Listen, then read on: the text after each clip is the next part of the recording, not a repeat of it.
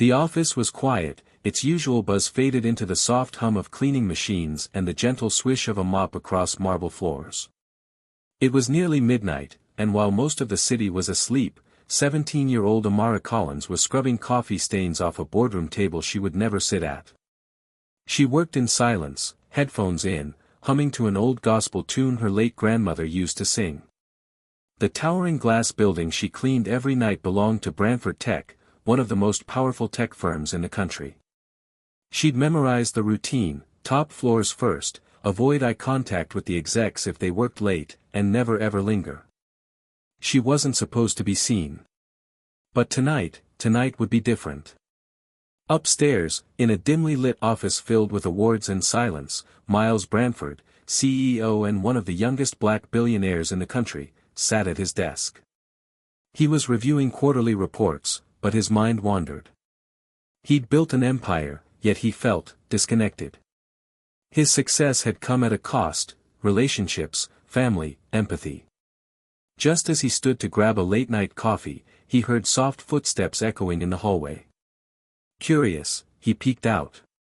There, under the flickering ceiling light, was a young girl in oversized sneakers and a janitor's uniform, gently wiping down glass. She looked too young. Too tired. Something tugged at him.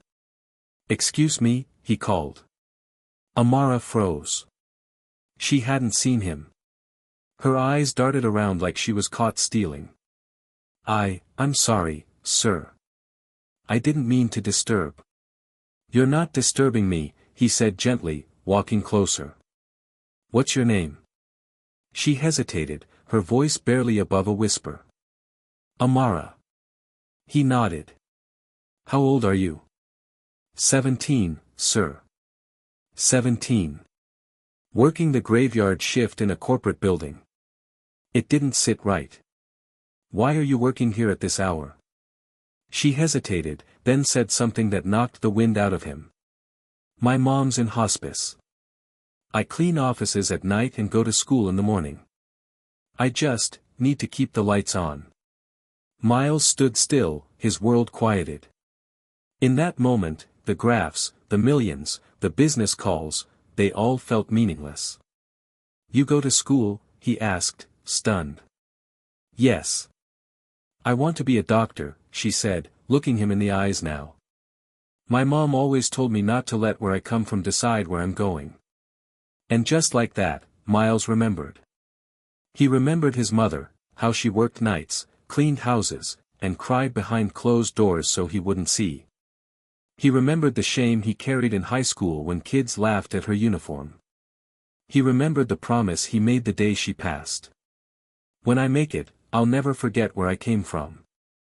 But somewhere along the way, he had. He asked Amara to wait. She thought she was in trouble. But instead, he returned with a letter in his hand and tears in his eyes. "I was once you," he said softly. "And someone believed in me. Now, I believe in you." The envelope had a full scholarship to medical school. Tuition. Books. Living expenses. Everything. Amara clutched it like it might disappear. "But, why?" she whispered. "Because no girl working this hard to chase her dream should ever do it alone." She burst into tears. And for the first time in years, so did he. Months later, a story went viral: Billionaire CEO sponsors janitor's daughter's medical dream. The world watched in awe as Amara stood on a stage, delivering her high school valedictorian speech in a cap and gown donated by Branford Tech. "I used to clean this very building," she said, voice steady, "but today I walk through its doors as someone who is seen, who is heard, and who is no longer invisible." This is not just a story about a billionaire and a janitor's daughter. It's a story about seeing people, really seeing them.